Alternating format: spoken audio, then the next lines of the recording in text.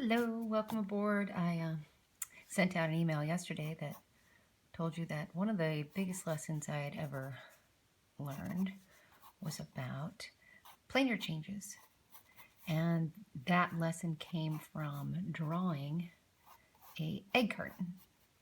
An egg carton. Egg carton, an egg carton, whatever. I was really frustrated that that's what we were doing in class. I mean, I was in college, I was getting my BFA, I had done several semesters of drawing the figure, and the teacher came in and, she was like, everybody's drawing is flat. You guys don't know how to do a figure. You have no right to draw a figure. Oh my gosh, when she started saying we had no right to draw the figure, I was like, are you kidding me? I'm a grown-up. Do you see me staring at the naked man in front of me? Only grown-ups do this. Well, I hate to say it, but she was right. Because none of us had real planar changes in our drawings, our figures looked incredibly flat. And, when you're looking at a figure, unless it's like a really chiseled man, which I'm sorry to say, we didn't have a lot of those to draw in undergrad. We had a lot of old men. There's another story on my blog about that if you want to see that. But anyway, I've loved every model we've had. It's a very, very generous to have somebody pose for you. So, however, not many of the models that stood up in front of us had really strong planar changes all throughout their body. Pretty soft, pretty organic, and you weren't really thinking in terms of, this angle, this angle, this angle, this angle.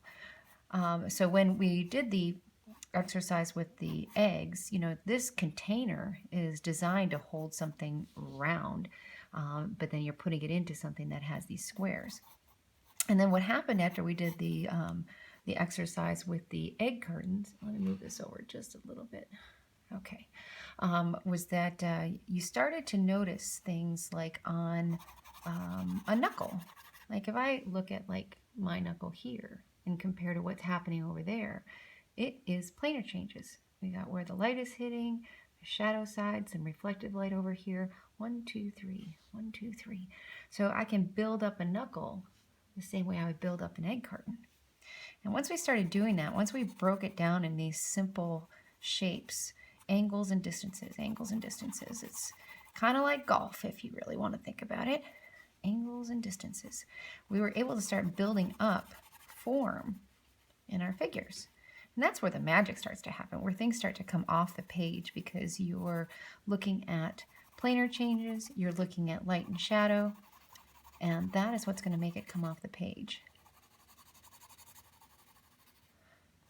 So, see, I'm just using a graphite pencil today and just doing this little sketch.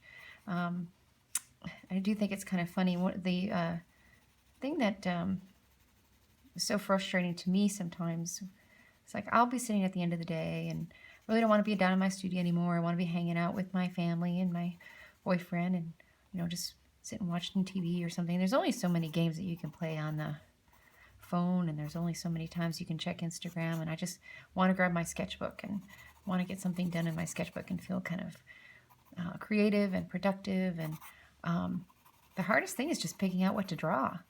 Sometimes there's something lying around and I'll be like, oh, that would be fun. I have this little statue over here, or I took a picture earlier that I want to draw right now. But then it becomes like this whole song and dance of, is the lighting right? And is the position right? And can I fit it in the sketchbook that I have in my hand? And, it's like the idea of just sitting down and sketching every day can be intimidating if you don't know what to draw, or don't know even like what tools you have to refine. Do you have to work on angles? Do you have to work on proportion? Do you have to work on seeing the big picture? What do you have to work on in your sketchbook? Now, above all, if you sit and draw, you're doing the right thing. However, is it the most effective thing? Is it the most productive use of your time? And that's where this new adventure that I'm working on is going to come into play, by giving you ideas of what to sketch every day and the why. Because when you set your intention and then follow through. That's when you start to really, really learn and really, really develop some skills. Just haphazardly drawing every day is awesome because it gets your, mind engaged and gets your creative juices flowing. But when you actually tell yourself, I have got a goal in mind, I have a want. I want to be better at faces, or I want to be better at volume, or I want to be better at, let's say faces, volume, let's say angles, whatever. Then you can kind of narrow down what will help you accomplish that goal. And again, that's where I'll be coming in. Well, I'll have a series of lessons, a series of sketchbook prompts, a series of information that will help you refine the tools that you have in your toolbox. All the things that you need to know. Because the goal is to achieve something called Sprezzatura. And it's an Italian word that I did not know until recently. Let me write that out here because it's an awesome word. Sprezzatura. I don't know at what point I started to put the little lines in my Z's, but I do. I think they look kind of cool that way. But anyway, Sprezzatura. Sprezzatura means effortless mastery, which is fabulous.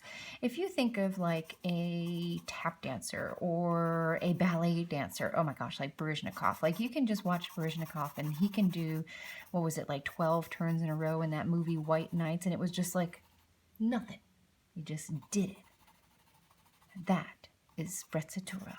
And that effortless mastery will only come through continually sketching every day. Let's do it.